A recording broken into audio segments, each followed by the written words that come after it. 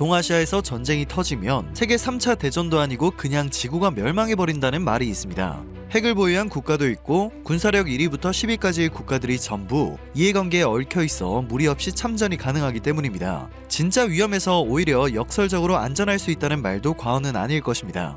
이런 식이면 더 이상은 못 참는다, 건드리면 가만히 있지 않겠다라는 식의 말로 견제만 할 뿐 중동처럼 진짜로 싸우지는 않죠.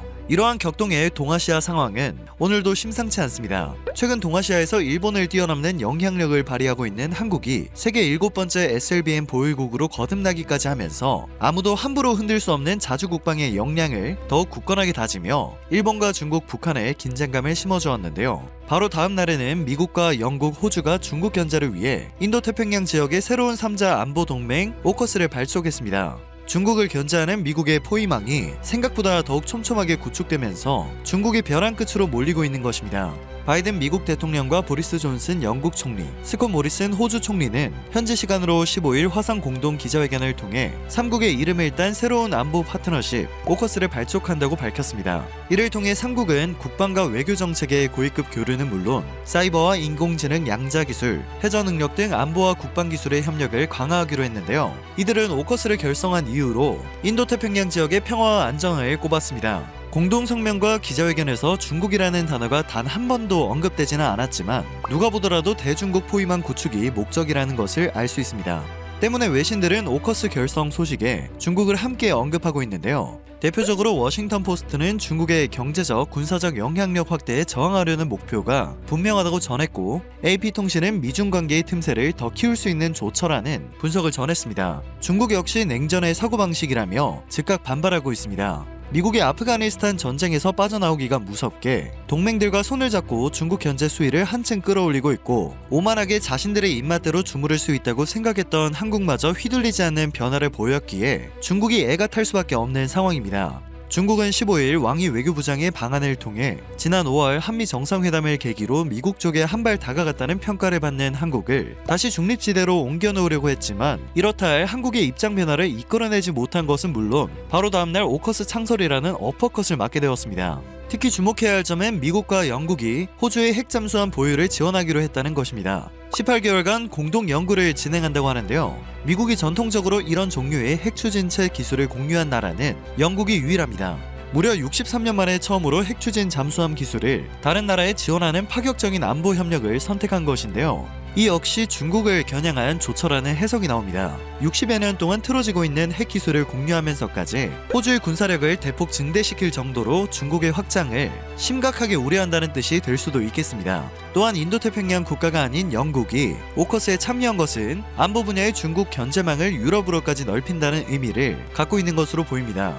유럽에 있는 영국의 경우 지리적으로는 인도태평양 지역과 거리가 멀지만 글로벌 브리튼을 표방해왔습니다. 때문에 영국은 미국과 발맞춰 중국 견제 및 이를 위한 인도태평양 지역의 안보 현안 대응에도 적극적으로 참여해왔는데요. 유럽연합 탈퇴 이후 유럽에서 아시아로 대외 전략 방향을 트는 움직임이 명백해 보이네요.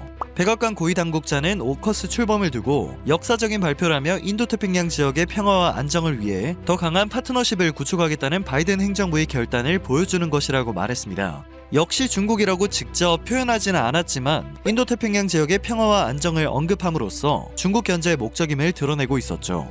그는 또 우리의 전통적인 아시아 동맹 및 파트너 국가들과 양자 파트너십을 포함해 더 큰 협의체를 만들려는 노력의 하나라고 설명하면서 쿼드와 함께 개별 국가로 한국을 예로 들기도 했습니다. 사실 한국의 핵잠수함 도입 지원을 거부했던 조치가 있었기 때문에 우리나라의 상황과 비교될 수밖에 없었는데요. 현재까지는 미국이 호주의 핵잠수함 도입에 동의한 것은 중국의 각을 세워온 것에 대한 일종의 보상 성격이 강하다는 분석이 나오고 있습니다. 호주는 미국과 일본, 인도, 호주의 4자 협의체인 쿼드와 영어권 5개국이 참여한 기밀 정보 공유 동맹인 파이브 아이즈에 모두 포함되어 이미 높은 수준의 협력 관계를 유지해왔기 때문입니다. 한 유엔 소비자 무역 통계국에 따르면 지난해 기준으로 호주의 수출국 1위는 42%를 차지한 중국으로 대중국 무역 의존도가 압도적으로 높습니다. 그러나 호주는 자국 농산물과 와인에 대한 중국의 관세 폭탄과 해산물과 광물에 대한 수입 제한 조치에도 불구하고 미국의 중국 견제 정책에 지속적으로 적극 동참해왔습니다. 그러나 미국이 워낙 핵 비확산 체제 유지 방침을 강조하고 고수하며 한국을 비롯한 국가의 요청에도 원칙을 앞세워 거부를 한 일은 잘 알려진 사실이라 충분히 이번 행보에 대한 지적이 나올 수 있었는데요. 이런 지적이 나올 가능성을 염두에 둔 듯 백악관 고위 당국자는 브리핑에서 특별한 상황이라는 점을 꽤나 강조했습니다. 핵 잠수함 기술은 극도로 민감한 것이 맞고 이번 지원이 많은 측면에서 예외인 것이 사실이라고 인정하기도 했습니다. 이에 대해 미국 공영 라디오 NPR은 인도태평양에서 미국과 영국, 호주가 위협의 대상으로 여길 만한 나라는 북한을 제외하면 중국이 유일하기에 군사력 증강과 방어 능력 강화는 중국을 염두에 둔 것이라고 분석했습니다.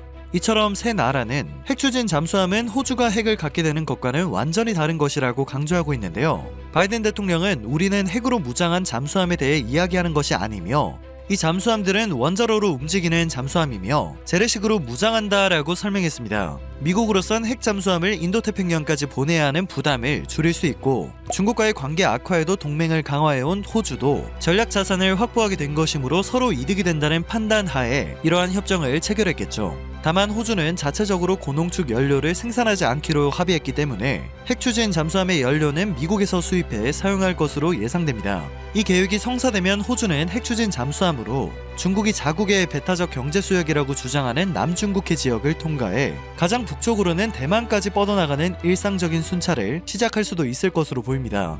오커스의 신설로 미국은 동맹 세력을 모으며 중국은 물론 러시아에 대한 견제망을 한층 더 다양화하고 있습니다. 한국과의 양자 관계에 더해 일본과 독일 등과도 동맹 관계를 유지하고 있고 유럽에서는 북대서양 조약기구 나토와 인도태평양에서는 쿼드, 영어권에서는 정보동맹인 5IG까지 그물망으로 갖고 있게 되었습니다. 일각에서는 바이든 대통령이 인도태평양을 외교 정책의 최우선에 놓겠다는 약속이 비로소 지켜졌다는 평가도 나오는데요. 매슈 포틴저 전 백악관 국가안보 부보좌관은 워싱턴 포스트의 이번 오커스의 신설이 집단적 억지력에 더욱 힘을 실어주고 이 지역 국가들이 주권을 옹호하고 중국으로부터의 강압에 대항할 수 있는 자신감을 주는데 도움이 된다고 평가했습니다.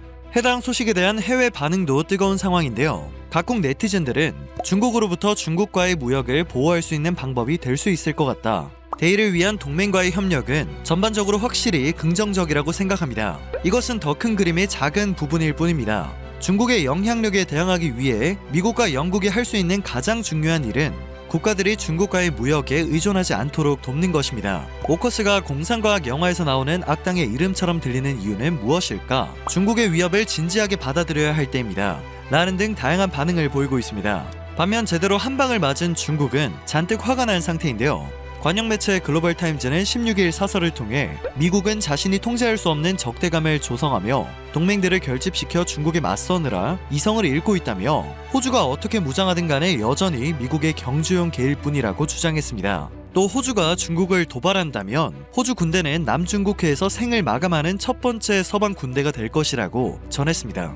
또 중국은 미국의 대중국 포위망을 흔들기 위해 포괄적 점진적 환태평양 경제동반자 협정 가입을 공식 신청했습니다. CPTPP 전신 환태평양 경제동반자 협정 TPP는 당초 버락 오바마 정부가 추진한 아시아 회귀 전략 피보트 아시아의 일환으로 아시아 및 태평양에서 중국을 고립시키면서 일본에 힘을 실어주는 성격이 강했는데요. 사면 초과에 몰렸다고 한들 일본에 힘을 실어주는 성격이 강한 기구를 선택하는 것을 보니 꽤나 애가 타는 듯합니다. 그러나 신규 회원국 가입 등 CPTPP 의사결정기구의 의장국마저 하필 껄끄러운 관계에 있는 일본이라 심사 과정이 만만치 않을 것으로 예상되고 있습니다. 오늘 전해드릴 소식은 여기까지입니다. 영상이 정보가 되셨다면 그것만으로도 정말 감사드립니다. 늘 새롭고 유익한 뉴스를 전하는 로버튜브 되겠습니다.